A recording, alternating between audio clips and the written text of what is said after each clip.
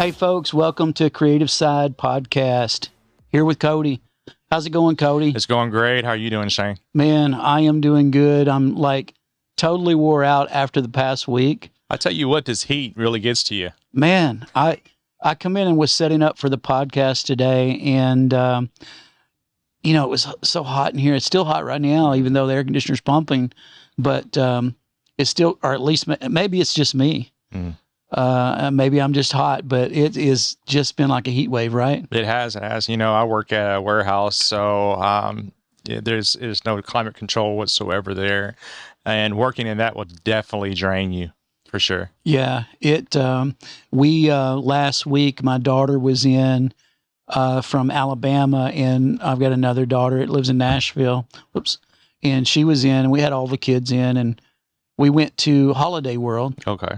And, oh my gosh, I was like, this is going to be like just brutal. Yeah. Because of how hot it was. But anyway, we made it through. It was a good time.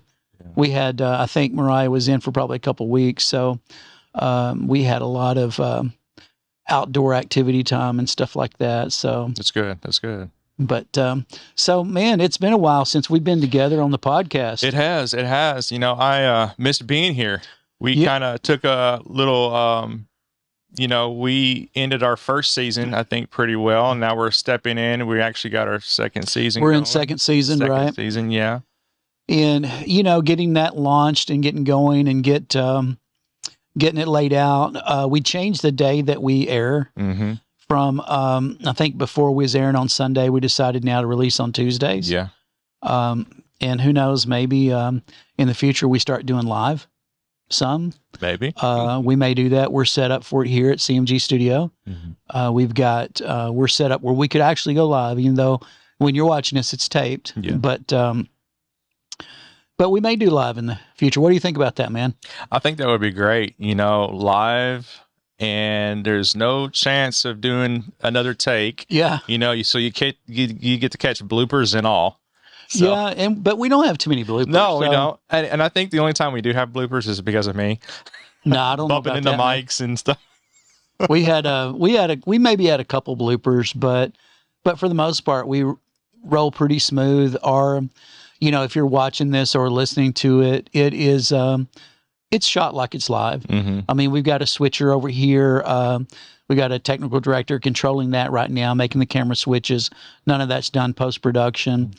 But anyway, it's got me thinking, we're kind of starting out talking about some of the technical stuff, and it's going right down the vein that I wanted to kind of talk about today. Just some of the things that, technical things that happen in doing a podcast or doing a live stream at your church or something like that. Lately at CMG, Creative Media Group, we've been doing a lot of help. As a matter of fact, this week we're going to install a job in a church in Tennessee. It's going to be basically a sound system, but we're also going to go ahead and put a switcher. They've got one camera, but we're going to put a switcher in. I included that in the bid for them to plug that camera in because I know they're going to grow, and they're going to want to almost immediately turn around and get more cameras. And then you're going to have to go back. Well, so I'm going to go ahead and put a little switcher in for them so they'll be really set for when they decide to bring on another camera. So they'll be able to bring on 3 or 4 more cameras. But, helping churches out, I found that that's a really enjoyable thing for me. A lot of the churches they've got the tech gear, and I'm finding a lot of times they just don't know how to use it. Or they're running volunteers, and maybe it gets set up initially, and then after you have a stream of volunteers come through and the volunteers are not quite sure what to do, and things get gradually out of adjustment. And we've been fielding a lot of calls on that lately to go back in and tune that stuff up. Gotcha. So let me ask you this, you're saying that there's an opportunity there to help with services with install. Not only that, but are you suggesting as well that possibly come in and help to train these people? Yeah. So I'm finding that is a really big need. Okay.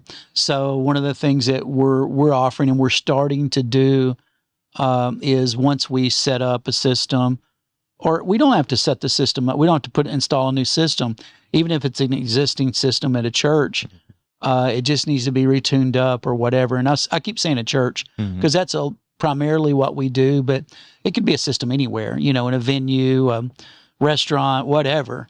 Generally any of those locations where there's a small PA system, they don't have the funds to have an engineer. Gotcha. Right? Because they just don't. So occasionally they got to have somebody come in and tune that back up and maybe give some basic knowledge to whoever may have the job of running that thing tonight, what the basic setup of a microphone is, what, this, that, or the other. So that is something that we're beginning to see where we're coaching tech teams and going through and sitting down with them for an hour once a month or 2 hours once a month and coaching them on certain principles, going through and tuning their system a little bit, coming in on a night when their band's practicing, touching up everything, sitting down with their tech team. But we're seeing quite a bit of that. That's great. So you're not only saying churches, but as well any kind of venue that's going to be using music, anything like that. Yeah, music. Any venue that's going to have audio, whether that be like in our studio, we're set up here full band. I mean, we bring in a full band here and play around, jam around a little bit. Anything from that to somewhere that has just house music that's playing, they sometimes need help with that. But that is one of the things that we love to do is to help. I keep going back to churches, but we like to help them improve to the next level. Absolutely. Because, when you're broadcasting, I don't want to say this the wrong way, but if your broadcast is horrible, you really ought to think about that. And should I really be doing that? So it needs to be at a certain quality. Mainly the audio and obviously the video is important too, because there are so many people, more and more people are opting to watch church online, which I don't think I'm not advocating that, but when you can't be there, it's great to do that. If you're watching church online, you need to go and get involved in your local church and go there in person. But now almost every church is doing some form of streaming. So we're just finding a lot of need in that area. Gotcha. To teach, right? Right. So let me ask you this. The install that's coming up is in Columbia, correct? Yes, Columbia, Tennessee. So if someone watching says, hey, this is something that I need, what would be the service area for different, so installs? Do we have a certain service area for training? To a point, it gets to be feasible for. So one thing that we want to do is we want to be affordable. Right. Okay. So if we're doing a job in Florida, there's going to be so much travel cost associated with that that. It might be, you'd be better off probably find somebody in Florida. As a matter of fact, I would probably recommend you, hey, here's a good reputable company. Maybe you look there versus having us come that far. Now, with that being said, as far as video production goes, I've had people in Florida call me to come and, and absolutely, I'll go anywhere in the country on a job, something like that. But yeah, I would say for an install, because that's different. You're hauling equipment, you're hauling a bunch of stuff there.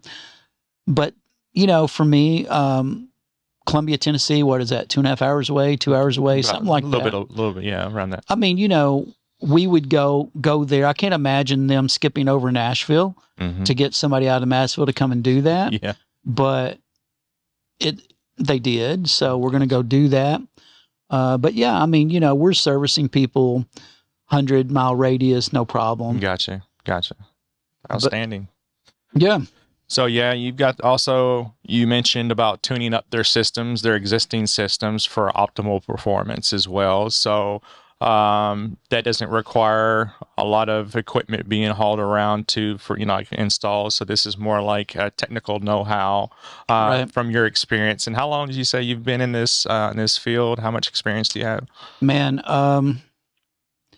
as a kid, I was messing around with audio from a very, very young age. I would say, truly getting behind a soundboard and truly doing mixing with it, probably 13, 14 years old. Wow. So I ain't going to tell you how old I am, but you probably already know, but it's been a long time. So needless to say, you have adequate experience to be able to do that. Quite a bit of experience, but I will say that, technology is changing so much. This is true. What, you can't see it. It's right off a camera over here behind us, but there's a job sitting over here of equipment that'll be installed. Mm-hmm. And the soundboard that we're putting in this church, it's a compact unit, but the things that it will do blows my mind because, if you go back before digital, I started back in the analog days, to get the equipment to do what this little soundboard will do would have took racks and racks of equipment. Wow. All of this now is packed into this small form factor. And when you pack all that stuff in and you've got a volunteer that's just, trying to serve in his church, that doesn't know how to use gates, doesn't know how to use compressors, doesn't know how to EQ a snare drum or a kick drum or a microphone or a bass guitar, and all of that stuff is right at their fingertips. And it's really easy to get that stuff out of order unless you got some basics.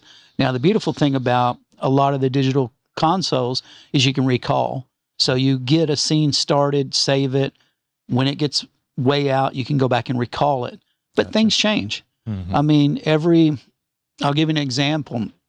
Let's say you set your soundboard up for your bass player and he's playing a precision bass, passive bass, and your next bass player comes in with a Schecter or whatever, active pickup, totally different in the way that you would mix that up. And so you might have to learn to change some things there. So it's always kind of moving. A lot of times churches do this. And I've always been like, you can't do that. It's not a set it and forget it.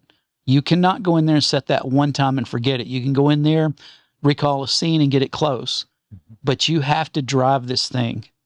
I'm talking about a sound console. It's just like somebody on the platform playing keys or guitar or whatever. You're playing this thing and everything has variables and you have to move with it. So anyway, I could just go on and on. I'm going to try to not to do that. Okay. Well, I'd like to talk a little bit about what we was conversating about before the show started. The setup you have back behind us and what you mentioned about you would love to start maybe having some guests come in and doing some performance or talk about that. Yeah. I, in CNG studio, that's where we sit right now. We are set up for, you can do live music in here. You could come in and record tracks here. Individual could come in and multi-track up a song or whatever. But we were talking a little bit about having guests that are musicians that would want to come on. We sit down, have an interview with them, excuse them, let them go to the piano or whatever, and sing on the podcast. Yeah, that's good. So right now, if you would like to see that happen with Creative Side Podcast, please comment below. Let us know. So that way, this is something that we can move forward into. Yeah, it would be, it'd be really interesting to know if people would like to see that. Absolutely. Because for us to do it, right now, our set is set up right in the center.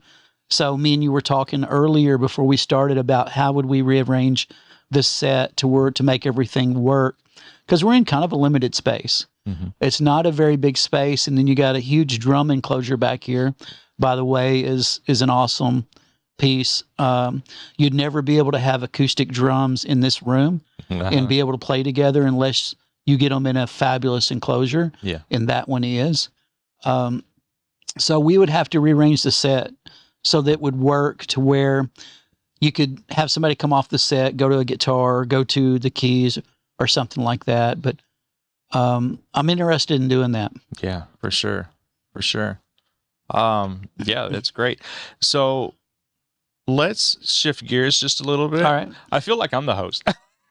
Well, no, it's a back and forth hosting. It is. Well, I just kind of, I'd like to talk about the things that we're doing with these static ads.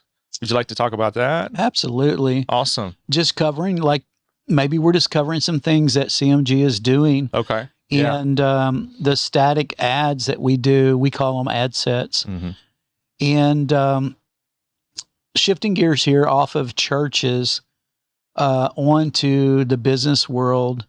If you own a business, you know, a mom and pop, we focus a lot on equipment dealers just because that's where a lot of my background is. But every business needs to be engaged in social media. For real. I mean, I hate to say that, but that's just where we live now. And if you're not active on social media and your website in the digital fronts that we have out here, I got news for you. Your business is falling behind. Mm-hmm. You know, I mentioned about setting that soundboard and forgetting it. Many dealers, I will say mom and pop dealers, they'll go invest money into a website and they'll have a team come in and design and build their website, and then it's done. Nothing else happens to it. Mm-hmm. And that is not a good thing. It's not a set it and forget it thing. Those things need to be updated.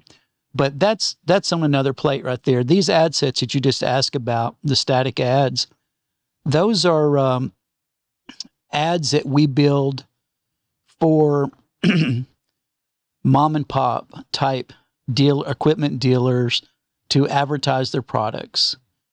And we'll take, for example, let's say Vermeer. Mm-hmm. Like you work with the Vermeer line. I do. And you'll build ads for Vermeer that are unique. Yes.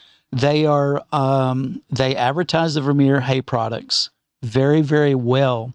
And you build out a set of 10 for the month. And then mom and pop dealers that sell the Vermeer product can purchase these from us. Yes. And it's a hands-off solution for them.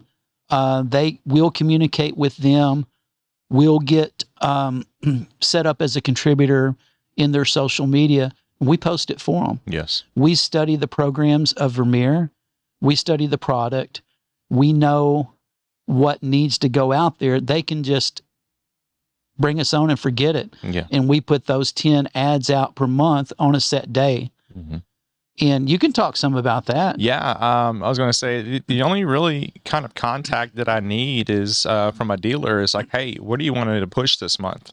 Yeah. You know, what models? I'll do all the research to see when is the appropriate posting times, what is the colors, the fonts, how does this align with the Vermeer product? And let me add right here, keep your thought, but you said something, you know, you're going to go look for, and this is something the average mom and pop dealership, not trying to take away from them, but those guys wear 17 different hats. Yes.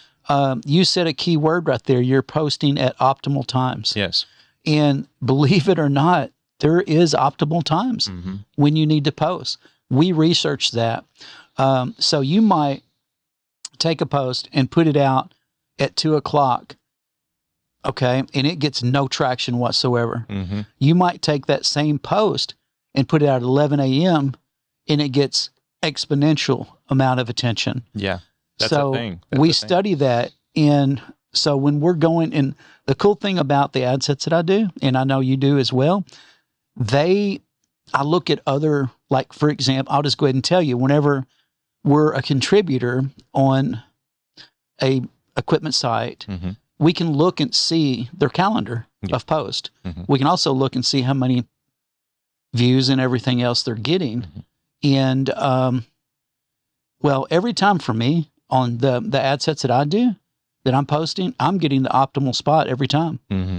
And there's other companies that's posting for them as well. And they're just throwing it out there just whenever, at random times, whenever it's convenient for them to throw it out there. Yeah. We throw it out there when it's convenient and most effective for the dealer. Yes. So now carry on. So yeah, well, like I mentioned, we will create the ad image, static image, and we will put your logo on it. So it's not just some random post that, I've noticed that a lot of dealers will share the main manufacturer's static ad or just post or anything like that. It's like, okay, this is easy. Let me share this. That way I don't have to worry about but what we do is we personalize it. We like to have your logo, your name on the static ad. So that way you're the one that's being represented as well as the equipment that you are trying to sell. Right. So, and then like you said, we post at the most opportune times. We will have a set schedule of the days that we will post. And the only real interaction that we need is just like, hey, yeah, go for it. And these are the models that we would like to be pushed for this month. Right. It's like a set it and forget it thing. It can be, but, in that, it's not like taking your website and setting it up and then forgetting about it and not touching it. Mm-hmm. When we say set it and forget it in this aspect, we're not forgetting it. Right. It's one of the things that's on our mind, daily. And, as I go through my posting schedule, and I do post almost every day.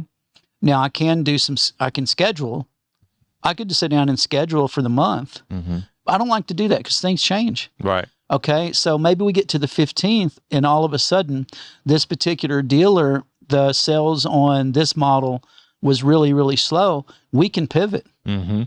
And we can pivot and start to push and help that guy out. So we do like to communicate. It's not a lot of communication because, I said earlier that I know a lot about that industry. So I kind of already know, after, 20 years working in outdoor power equipment, you kind of get an idea of what's going on in it. Mm-hmm.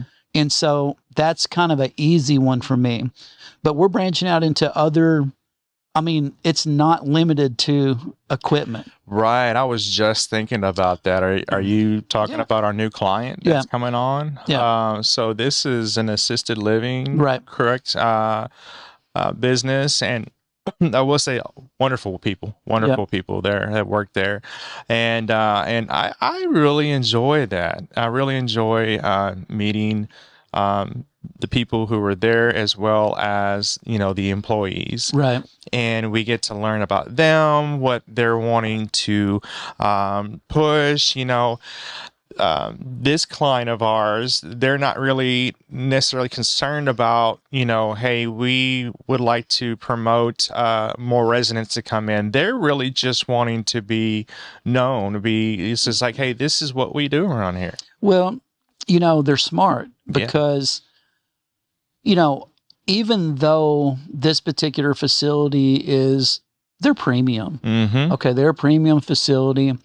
And they probably have a waiting list, but they also need to promote themselves. Yeah. That's one of the things in advertising. If, a lot of times dealers, I always go back to dealers because that's just where I live. But whenever it gets slow, they tend to want to not advertise as much, and that's when you should be advertising more. Yes. Or whenever you got exponential growth and you're on the mountaintop and selling, and then you back off then, and that's not good either because you're always promoting. It should be a part of your business. It should be something that you're always doing,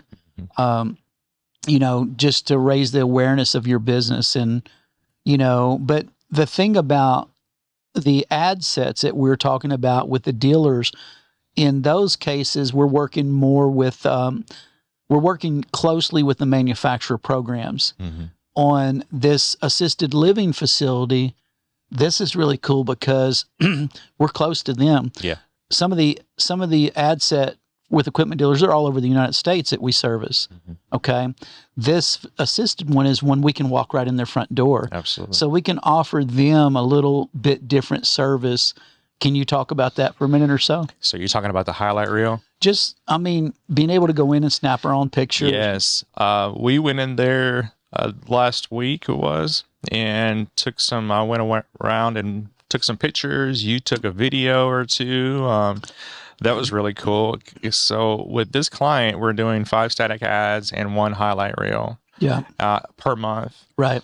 And so that gives us the opportunity to not only develop static ads that are more geared to what they're liking, but it also gives opportunity for the community to know a little bit more about who's employed there. Right. Maybe even the residents are there. So that way they have a really good way to expose what's going on there to the community.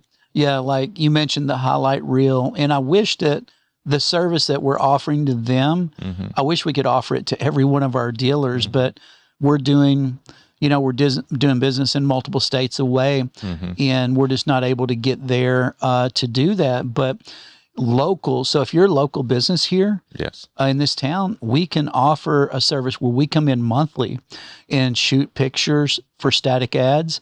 We can shoot a highlight reel and literally come right on your location. And that's great because then we can pivot wherever we need to.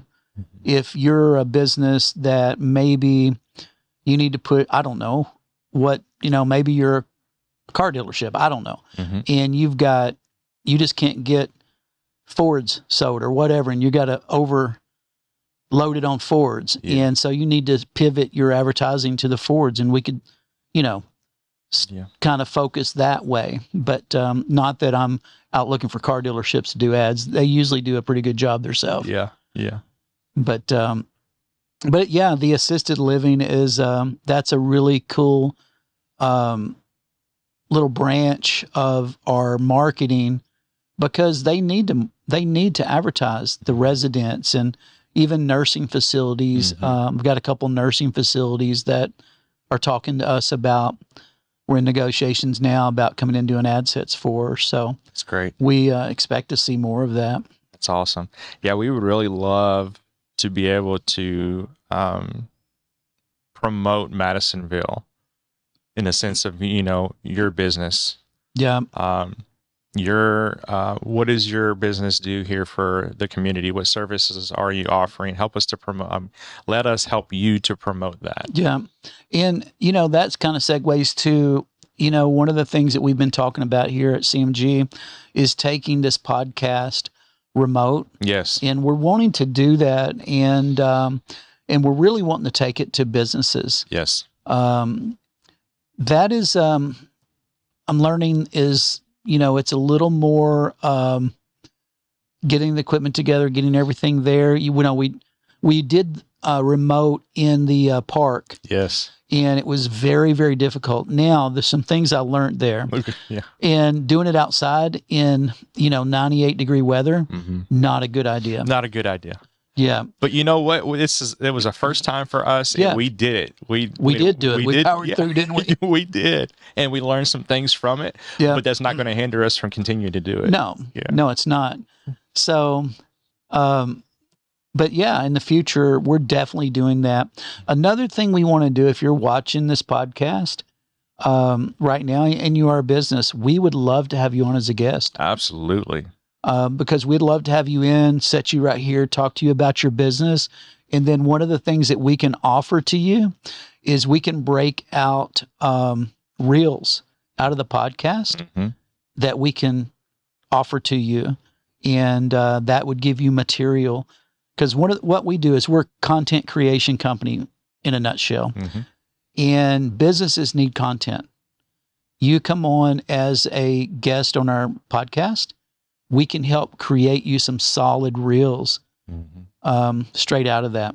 Yeah, and you can post that directly to your social feed, and just that'll help to get you promoted and to get the community to know more about you and what services that you offer. Yeah. Well, Cody, I think we've been in about 30 minutes or so. I could go on and talk about it for days, but we won't do that right now. But folks, if you're watching this and you enjoy it, please hit the subscribe button, hit the like button, share it. That way you'll get your notifications when we post a new episode. And until next week, that'll do it for us. See you guys. See ya.